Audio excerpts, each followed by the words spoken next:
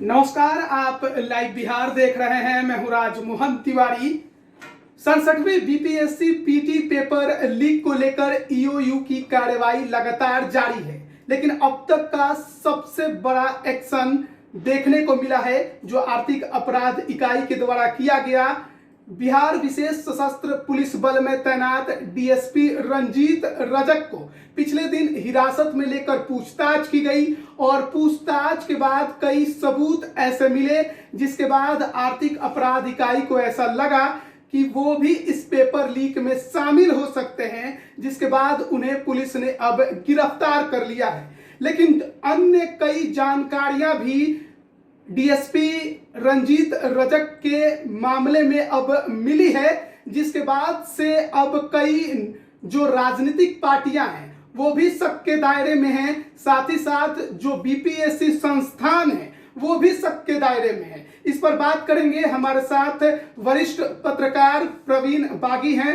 Sir, जो हुआ BPSC paper leak और जिस प्रकार कार्रवाई हुई और अब जो डीएसपी गिरफ्तार हुए हैं और इनके बारे में जो जानकारी मिली है उसको आप कैसे देख रहे हैं? देखिए, बगैर बड़े अधिकारियों के मिली भगत के कोई घोटाला नहीं हो सकता है। और बीपीएससी आज से नहीं, जमाने से इसके लिए बदनाम रही है, भ्रष्टाचार के लिए, क्वेश्चन लीक के लिए। एक समय तो कांग्रेस की जब हुकूमत थी तो ये भी सच्चाई सामने आई थी कि 65,000 में डीएसपी के पद बेचे गए थे और उस समय भी बड़ा हंगामा हुआ, जैसे आज हंगामा हो रहा है। उस समय भी बड़ा हंगामा हुआ था। डॉक्टर कुमार विमल उस समय चेयरमैन थे बीपीएससी के, मगर कुछ लोगों की गिरफ्तारी हुई, कुछ कार्रवाई हुई, मगर मामले को लिपपोत के बराबर कर दिया गया।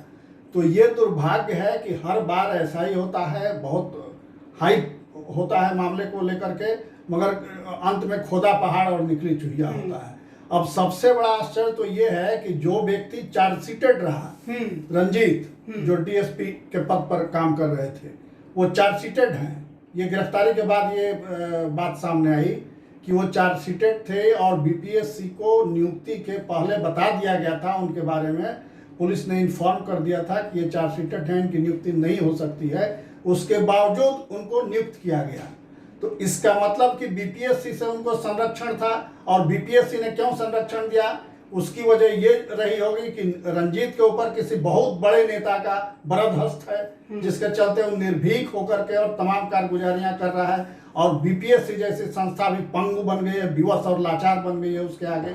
तो ये बड़ा दुर्भाग्य है। और ये इस प्रदेश के जो नौजवान हैं, जो प्रतिभाशाली नौजवान हैं, किसी तरह पढ़ाई करते हैं, बहुत मेहनत परिश्रम के साथ पढ़ाई करते हैं, एक उम्मीद, एक सपना लेकर के पटना शहर में छोटी छोटी कोठरियों में रहते हैं और भूखे प्यासे रह करके गरीब परिवार के बच्चे भी इसमें आते हैं। उनके सपनों की हत्या होती है, उनके भविष्य के साथ क्रूर मजाक किया जाता है और पूरा तंत्र, पूरी सरकार एक खामोश दर्शक बनी देखती रहती है कि न्याय होगा, कानून अपना काम करेगा। आखिर कब न्याय होगा, कब कानून काम करेगा, इस सवाल का जवाब कोई नहीं देता। सर, एक और चीज बड़ा गौर करने वाला इस मामले में है कि 53वें 55वें जो कंबाइंड बीपीएससी परीक्षा हुई उसमें रंजीत रजक पास हुआ और डीएसपी बना।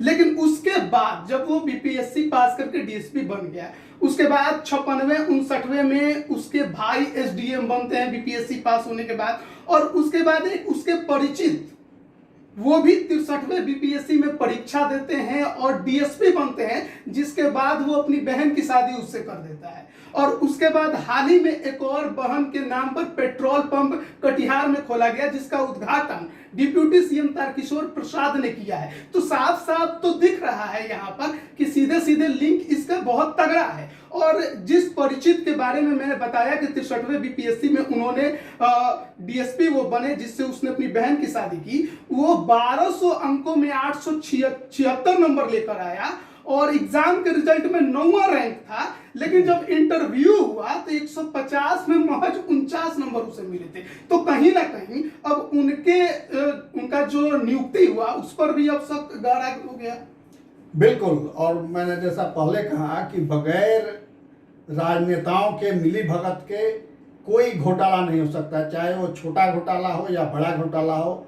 नौकरशाह और राजनेता, इनकी जो गठजोड़ है, इस गठजोड़ ने बिहार का बड़ा नुकसान किया है।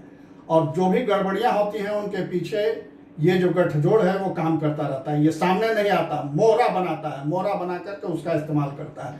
तो रंजीत भी एक मोहरे थे और इसका बखूबी इस्तेमाल किया गया और उसके तहत उन्होंने अपने परिवार का भी भला कर दिया। जैसा कि आप नाम गिना रहे हैं उनके परिवार के लोगों का कि ये लोग बीपीएससी में कम्पीट किए और आए, तो ये तो कुछ नाम सामने आए। अभी जब गहराई से जांच होगी तो पता नहीं और कितने नाम ऐसे आएंगे सामने।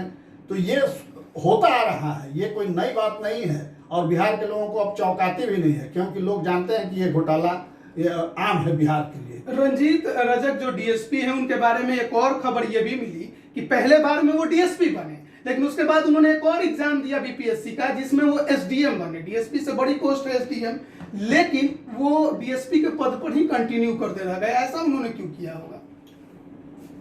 डीएसपी वर्दीधारी होता है तो वर्दी का जो रोब है वो एक अलग ग्लैमर पैदा करता है और उसकी आड़ में कई तरह के गोरखधंधे हो सकते हैं। ये सोच करके इसका फायदा उठाने के लिए उन्होंने डीएसपी रहना स्वीकार किया होगा, क्योंकि डीएसपी से जो उनके स्वार्थ हैं, जो उनका धंधा चल रहा था, उस धंधे को अच्छे से उस वर्दी की आड़ में प्रोटेक्ट कर सकते थे और अपना धंधा तेजी से आगे बढ़ा सकते थे। जो दिख भी रहा है कि परिवार के कई लोगों को उन्होंने बीपीएससी में कम्पीट कराया और इतने दिनों से वो गोरखधंधा उनका चल रहा है। और सबसे बड़ी बात तो वो आश्चर्य की है कि चार्जशीटेड व्यक्ति आखिर कैसे अधिकारी बन गया बिहार सरकार, और वो भी धांधली के ही आरोप में।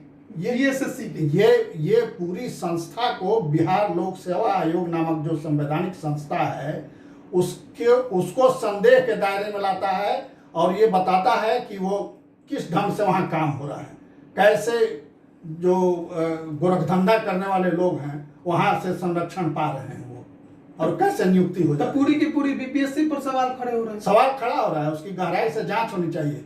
मगर मुझे इसमें पर्याप्त संदेह है कि गहराई से इसकी जांच होगी भी या नहीं होगी, और कुछ लोगों को बलि का बकरा जरूर बनाया जाएगा। चूंकि मामला हाईलाइटेड हो गया, मीडिया में आ गया, तो कुछ लोगों को बलि का बकरा बना करके और मामले की लिपापोती हो जाएगी, जैसा कि पिछले कई बार से होता रहा है। पहले शक्ति कुमार जिनका जेडीयू कनेक्शन और अब डीएसपी रंजीत रजक जिनका बीजेपी कनेक्शन, क्या ये बड़े बड़े नेताओं की तरफ इशारा नहीं कर रहा है कि बीपीएससी में केवल और केवल अब बड़े बड़े नेता जो है वो घपला करवा रहे हैं?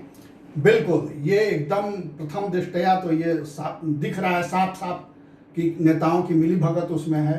कैसे ऐसे संदिग्ध चरित्र के लोगों को और उनका संरक्षण मिलता है, ये इससे जाहिर होता है। और शक्ति कुमार जिसका आप नाम ले रहे हैं, जो प्रिंसिपल था गया में, उसके बारे में ये भी जानकारी आई कि उसने अपने पसंद के ऑब्जर्वर को वहाँ अपॉइंट कराया, जो सेंटर वहाँ था उसे कॉलेज में, और उसका कॉलेज डिजर्व भी नहीं करता था सेंटर होने के लिए।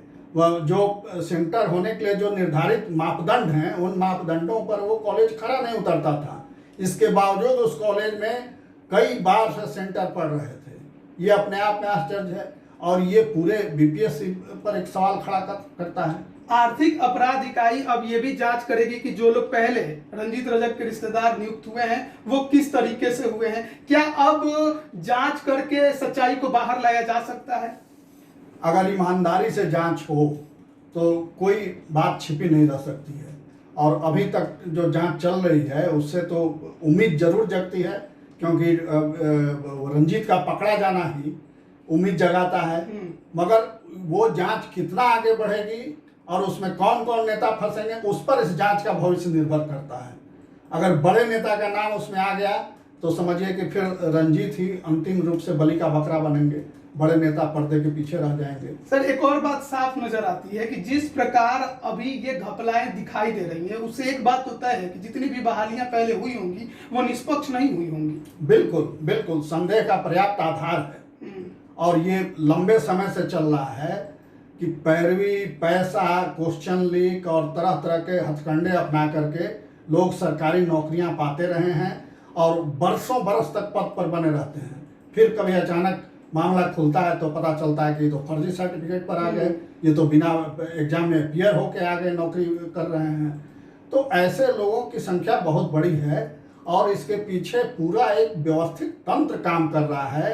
उसको सत्ता का संरक्षण रहता है, उसको नेताओं का संरक्षण रहता है, बड़े अधिकारियों का संरक्षण रहता है और एक बड़ा माफिया तंत्र कहिए कि बिहार के नौजवानों के भविष्य के साथ खिलवाड़ कर रहा है। क्या लग रहा है सही दिशा में अभी तक चल रही है जांच?